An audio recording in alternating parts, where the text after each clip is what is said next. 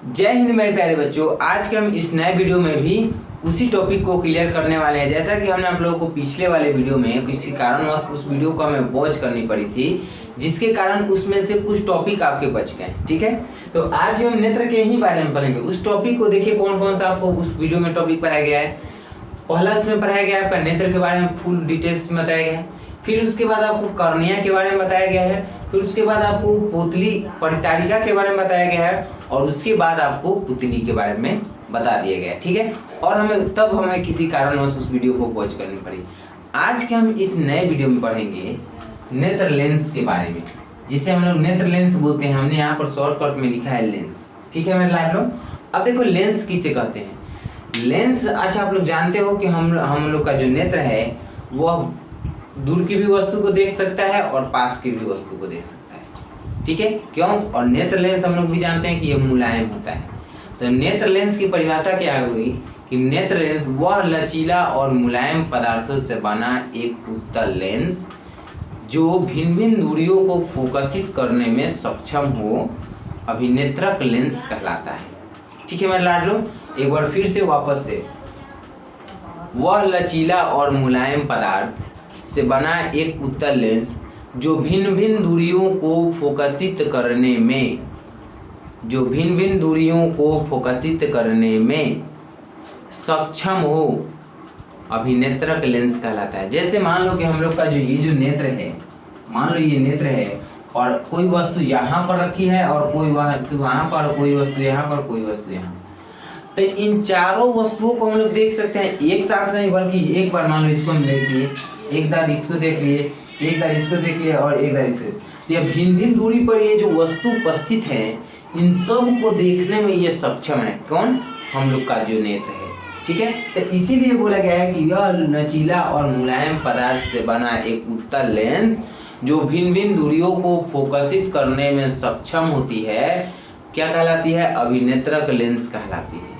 ठीक है मेरे लाडलो, अभिनेत्रक लेंस कहलाती है। अब यह किस प्रकार की होती है? तो अभिनेत्रक लेंस यानी कि किसी का भी लेंस हो, किसी का भी नेत्र लेंस हो, उसमें केवल उत्तल लेंस ही पाया जाता है। ठीक है मेरे लाडलो, उत्तल लेंस पाया जाता है। अब हम लोग जानते हैं कि जैसे हमने आपको पिछले वाले चैप्टर में पढ़ाया था कि उत्तल लेंस द्वारा बनने वाला प्रतिबिंब हमेशा और हमेशा वास्तविक और उल्टा होता है। ठीक है मेरे लाडलो, तो यहाँ से आपको एक ऑब्जेक्टिव बन रहा है कि मानव नेत्र द्वारा बनने वाला प्रतिबिंब कैसा होता है, या फिर आपको इससे पूछे देगा कि मानव नेत्र के रेटिना पर बनने वाला प्रतिबिंब किस प्रकृति की होती है। तो वास्तविक और उल्टा होती है, क्योंकि मानव नेत्र में कौन सा लेंस लगा है? उत्तल लेंस। और उत्तल लेंस द्वारा हम लोग जानते हैं कि उत्तल लेंस द्वारा बनने वाला जो प्रतिबिंब होता है मेरे लाडलो, वो वास्तविक और उल्टा ही होता है। ठीक है, तो आई होप कि आप लोगों को यहाँ तक बात समझ में आ गई है। अब हम लोग चलते हैं नेत्र लेंस के परिभाषा की ओर, ताकि आपको परिभाषा भी लिखने आ जाए। ऐसे तो आपको लिखने आ ही जाएगा। ठीक है मेरे लाडलो, यदि आपको देखिए इस बोर्ड पर जितना भी आपको पढ़ाया जाएगा उन सब का PDF बनाकर आपके वीडियो के डिस्क्रिप्शन लिंक में डाल दिया जाएगा। ठीक है मेरे लाडलो, तो अब हम लोग चलते हैं इसके परिभाषा को लिखते हैं। अब देखो मेरे प्यारे बच्चे, हमने आप लोगों के लिए अभिनेत्रक लेंस का परिभाषा को लिख दिया। क्या लिखा है कि यह एक मुलायम और लचीला पदार्थ से मिलकर बना होता है जो भिन्न भिन्न दूरियों को फोकसित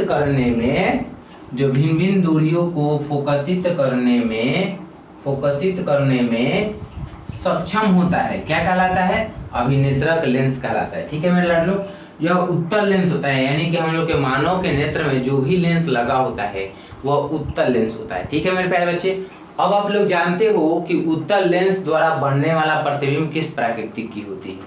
तो हम लोग पिछले वाले चैप्टर में पढ़ चुके हैं कि उत्तल लेंस द्वारा बनने वाला प्रतिबिंब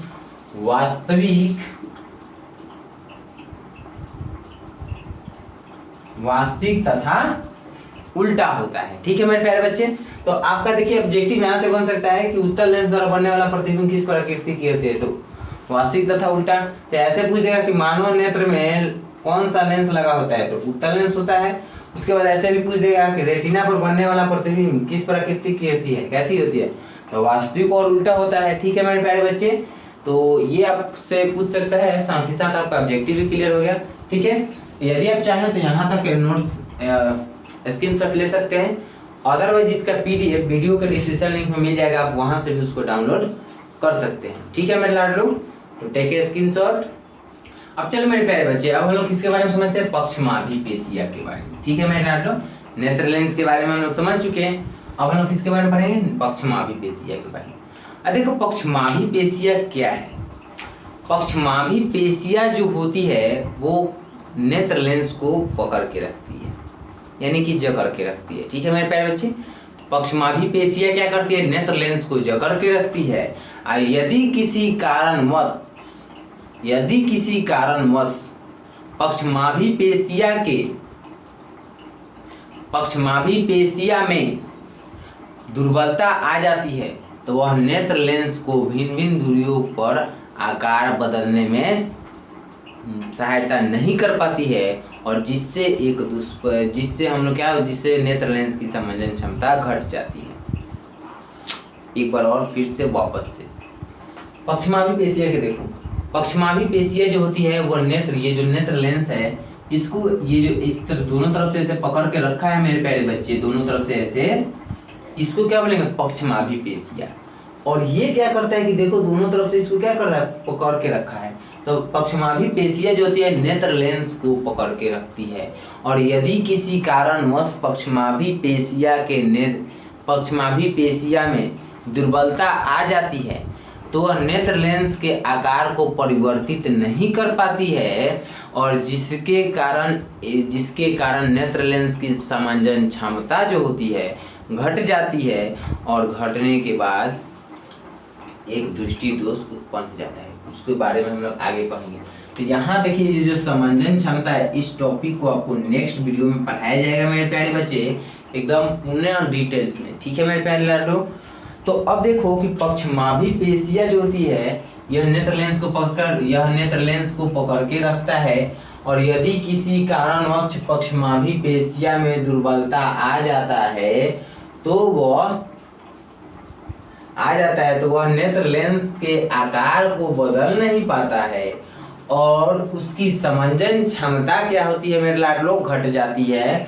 और इसी से एक क्या होती है, समंजन क्षमता यदि किसी भी नेत्र लेंस की घट जाती है तो उसमें एक दोष उत्पन्न हो जाता है। उसके बारे में हम लोग आगे चर्चा करेंगे।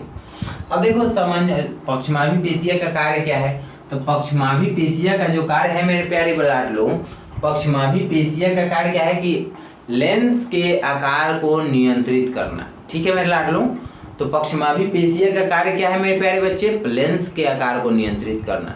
ठीक है, तो ये आपसे बात ऑब्जेक्टिव में पूछा जा सकता है कि लेंस के आकार को नियंत्रित करने वाला कौन सा अंग है, तो पक्षमाभिपेशिया दिया होगा, उसमें ऑप्शन में पुतली दिया होगा, परितारिका दिया होगा।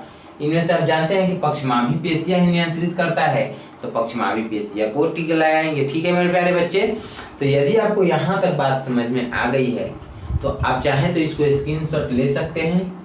ठीक है, अदरवाइज इसका PDF वीडियो के डिस्क्रिप्शन लिंक में डाला गया है, आप वहां से भी जाकर ले लेंगे। देखो जैसे आप मोबाइल चला रहे हो तो ऐसे खड़ा आप मोबाइल चला रहे हो मैं लाडलो, तो ऐसे जब आप मोबाइल चला तो यहाँ देखते हो कि वीडियो चल रहा है। ठीक है, और इसके नीचे जब आप देखोगे तो यहाँ पर एक ऐसे एरो का चिन्ह दिया होगा, उस पर जैसे ही हम लोग क्लिक करेंगे आपका वीडियो के डिस्क्रिप्शन लिंक खुल जाएगा, और उसमें लिखा होगा कि वीडियो नंबर 1 का PDF, वीडियो नंबर 2 का PDF, वीडियो नंबर 3 का PDF, इस तरह से लिखा होगा। अब आप इस वीडियो को देख रहे हैं तो देख लीजिए कि ये वीडियो कौन नंबर है, तो 2 नंबर है, तो 2 नंबर का PDF लिखा होगा, वहां पर टच करेंगे आपका वीडियो का PDF खुल जाएगा। ठीक है मेरे प्यारे बच्चे, तो ये सारे हमारे चैनल पर आप लोगों के लिए फीचर्स अपलोड किए जाएंगे। जैसे जैसे आगे हम लोग बढ़ेंगे वैसे वैसे और भी फीचर्स को नए नए तरीके और नए नए फीचर्स को अपलोड करेंगे। ठीक है मेरे प्यारे बच्चे, तो चाहो तो यहाँ तक स्क्रीनशॉट ले लो।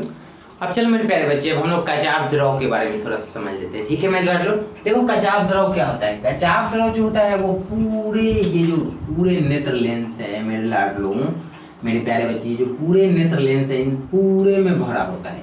ये जो जितना भी आपका नेत्र है इन सब में भरा होता है क्या, कचाव द्रव।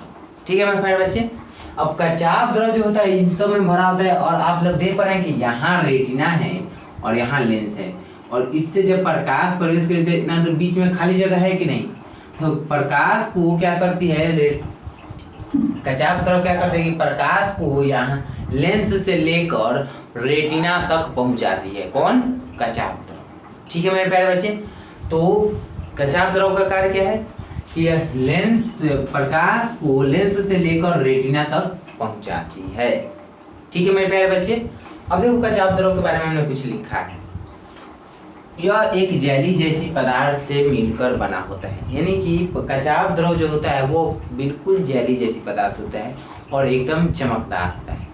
ठीक है, और यह जेली जैसी पदार्थ के मिलकर बनाता है और यह पूरे नेत्र लेंस में भरा होता है। यह पूरे नेत्र लेंस में भरा होता है। ठीक है मेरे प्यारे बच्चे, तो यह प्रकाश को रेटिना तक पहुंचाता है, यानी कि नेत्र से जो प्रकाश प्रवेश कर रही है यहाँ लेंस से, जैसे ही इसमें प्रवेश करेगी तो कचाप द्रव क्या करेगी कि इस प्रकाश को यहाँ तक पहुंचा देगी। ठीक है मेरे प्यारे बच्चे, कौन पहुंचाएगा? तो कचाप द्रव। ठीक है मेरे प्यारे बच्चे, अब देखो कचाप द्रव का कार्य क्या है। तो कचाप द्रव का कार्य यह है कि यह नेत्र लेंस को आकार प्रदान करता है। कभी कभी आप देखे होंगे कि किसी का आँख इतना छोटा छोटा होता है और किसी का आँख बड़ा बड़ा होता है और किसी का आँख मीडियम साइज का होता है, किसी का आँख टेढ़ होता है, किसी का आँख बिल्कुल ही नहीं होता। यह किसके कारण होता है? तो ये होता है आपका कचाप द्रव के कारण। ठीक है मेरे प्यारे बच्चे, कचाप द्रव का कार्य ये है कि यह नेत्र लेंस को आकार प्रदान करती है। ठीक है, जितना अच्छा आपके नेत्र में कचाप द्रव भरा होगा उतना ही अच्छा आपका नेत्र लौकेगा। ठीक है मेरे प्यारे बच्चे, तो कचाप द्रव का कार्य एक हो गया ये कि यह रेटिना यह लेंस के आकार को प्रदान करता है। अब आपसे ऑब्जेक्टिव में पूछेगा कि लेंस के आकार को प्रदान करता है कौन? तो कचाप द्रव। उसके बाद देखो रेटिना तक प्रकाश को पहुंचाता है, कौन पहुंचाता है मेरे प्यारे बच्चे? तो कचाप द्रव ही आपको रेटिना तक प्रकाश को पहुंचाता है।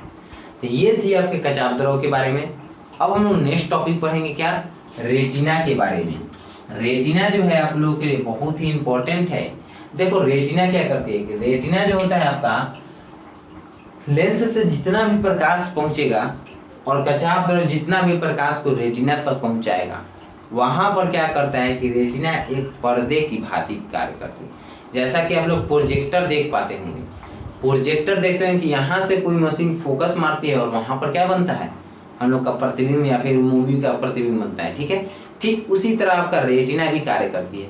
जैसे यहाँ से कोई ये जो लेंस है यहाँ से प्रकाश प्रवेश करेगी तो रेटिना पर पड़ेगी, तो रेटिना पर एक प्रतिबिंब बनेगा।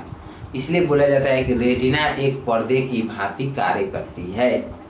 ठीक है, तो यहाँ तक चाहो तो स्क्रीनशॉट ले सकते हो, अदरवाइज पीडीएफ है वीडियो के डिस्क्रिप्शन लिंक में, वहाँ से भी जाकर डाउनलोड कर लेना। ठीक है मेरे प्यारे बच्चों, तो टेक ए स्क्रीनशॉट। अब चलो मेरे प्यारे बच्चे, अब हम लोग किसके बारे में समझेंगे? रेटिना के बारे में। देखो रेटिना क्या होता है। रेटिना जो होता है आप लोग देख पा रहे हैं कि ये जो नेत्र गोलक है और नेत्र गोलक के पीछे भाग में उपस्थित होता है। कहाँ होता है मेरे लाडलो? नेत्र गोलक के पिछले वाले भाग में रेटिना उपस्थित होता है। और रेटिना जहाँ पर उपस्थित होता है वह ये रेटिना क्या करता है कि पर्दे की भांति कार्य करता है, तो रेटिना कहलाता है। नेत्र गोलक के पश्च भाग में उपस्थित पर्दे की भांति कार्य करता है, रेटिना कहलाता है। अब देखो यहाँ पर लिखा गया है कि रेटिना का कार्य क्या है। तो रेटिना का जो कार्य है वो पर्दे की भांति कार्य करता है। पर्दा पर क्या प्राप्त किया जाता है? प्रतिबिंब को ही ना प्राप्त किया जाता है। तो पर्दा की भांति कार्य करता है रेटिना, किसके लिए? तो प्रतिबिंब बनाने के लिए। अब देखो कि रेटिना जो होता है आपका, रेटिना पर जो बनने वाला प्रतिबिंब होता है वास्तविक और उल्टा है। हमने अभी आपको बताया था रेटिना पर बनने वाला प्रतिबिंब किस प्रकृति की होती है? तो वास्तविक और उल्टा। ये बात आपसे ऑब्जेक्टिव में पूछेगा, याद रखेंगे। देखिए यहाँ पर लिखा है यह नेत्र गोला का पश्च भाग में होता है, जो पर्दे की भांति कार्य करता है, रेटिना कहलाता है।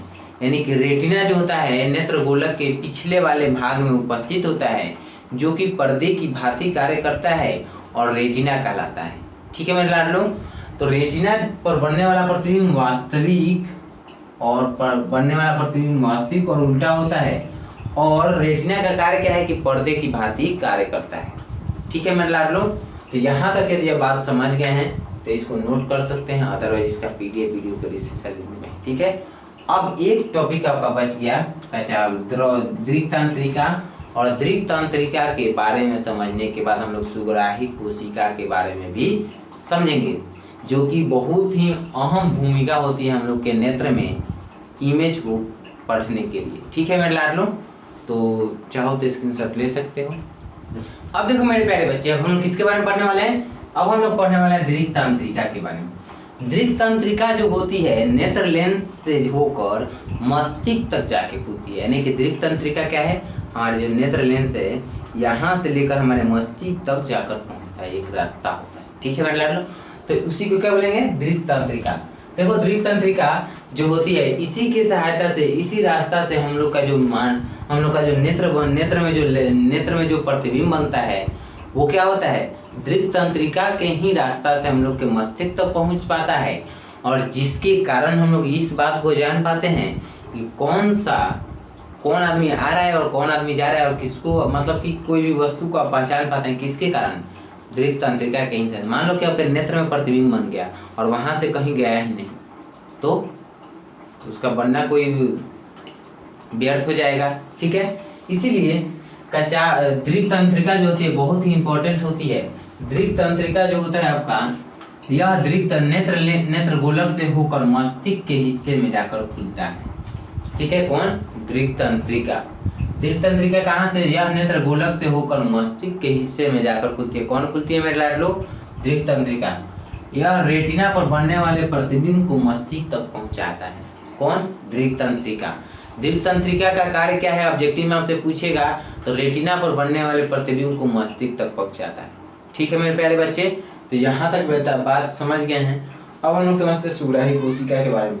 ये जो आप कोशिका देख पा रहे हैं, ये वाला जो आप कोशिका देख पा रहे हैं, यही है आपका सुग्राही कोशिका। और सुग्राही कोशिका का कार्य क्या होता है मेरे प्यारे बच्चे? तो सुग्राही कोशिका का कार्य ये होता है कि हम लोग के रेटिना पर जो बनने वाला प्रतिबिंब होता है मेरे लाडलो, उसका परस्पर अध्ययन करता है। कौन मेरे प्यारे बच्चे? सुग्राही कोशिका। और अध्ययन करने के ही बाद हम लोग इस बात को जान पाते हैं कि आपके मम्मी आ रहे हैं, आपके पापा आ रहे हैं, मतलब कि यह विद्युत सिग्नल की तरह कार्य करता है। कौन? सुग्राही कोशिका। ठीक है मेरे प्यारे बच्चे, यहाँ पर लिखा गया है कि कोशिका यह रेटिना पर बनने वाले प्रतिबिंब को अध्ययन करता है, और यह विद्युत सिग्नल की तरह कार्य, मतलब बहुत ही फास्ट अध्ययन करता है, और इसीलिए बोला जाता है कि यह विद्युत सिग्नल की तरह कार्य करता है। ठीक है मेरे प्यारे बच्चे, तो जैसा कि हमने आप लोग बताया था कि लेंस के बारे में बता दिए, पक्षमापी पेशिया के बारे में बता दिया, कचाव द्रव के बारे में बता दिया, रेटिना के बारे में बताया, और दृक तंत्रिका के बारे में। इन सारी बातों को आप लोग समझने के साथ साथ एक और बात रह गई, यदि आपसे ऑब्जेक्टिव में पूछ दे कि नेत्र गोलक का जो वक्रता त्रिज्या कितना होती है, तो देखिए अगर अधिकतम बढ़ेगी तो हाईएस्ट जाएगी, तो नेत्र गोलक का वक्रता त्रिज्या 2.3 होगी। ठीक है मेरे लाडलो, 2.3। तो आपसे ऑब्जेक्टिव में पूछेगा कि नेत्र गोलक का वक्रता त्रिज्या होती है, तो 2.3 मानिएगा। ठीक है मेरे लाडलो, अब देखो कि बढ़ता घटता रहता है, तो ये लेकिन उसका फिक्स है कि नेत्र गोलक की त्रिज्या बढ़ता घटता रहता है, लेकिन एक अधिकतम मान को लिया गया है, तो वो अधिकतम मान आपका 2.3 आया है, इसीलिए बोला जाता है कि नेत्र गोलक की वक्रता त्रिज्या 2.3 होगा। ठीक है, तो सुग्राही कोशिका के भी बारे में समझ गए। अब चाहे तो आप यहाँ से स्क्रीनशॉट ले सकते हैं, अदरवाइज इसका पीडीएफ है वीडियो के डिस्क्रिप्शन लिंक में, उसको भी याद कर लेंगे। ठीक है मेरे लाडलो, तो मिलते हैं नेक्स्ट वीडियो में। यदि आपको वीडियो अच्छा लगा हो तो लाइक कीजिए, कमेंट कीजिए, और अपने दोस्तों के साथ शेयर भी कीजिए, और साथ ही साथ सब्सक्राइब और बेल आइकन दबाना मत भूलिएगा। ठीक है, देखिए हमारे पास बीच बीच में कभी कभी वीडियो नहीं अपलोड हो पाती है। क्यों? क्योंकि हमारे पास जो वाईफाई लगा है उनका कभी कभी कनेक्टेड कट जाता है, और कटने के कारण तो बिना नेट के आप लोग अपलोड नहीं कर पाते हैं, तो इसीलिए एक आधी गैप हो जाता है। फिर भी टेंशन नहीं लेना है, हम लोग उसका उपाय कर रहे हैं, ताकि हमारी टीम उस उपाय के फेर में लगी है, ताकि हमारा जो चैनल पर जो वीडियो अपलोड होता है वो बीच बीच में गैप ना हो। ठीक है मेरे लाडलो, तो इस बात को थोड़ा सा ध्यान में रखते हुए आप लोग चलिएगा। ठीक है मेरे लाडलो, तो चलिए चैनल को लाइक कीजिए, कमेंट कीजिए, और अपने दोस्तों के साथ शेयर कीजिए। जय हिंद, जय भारत।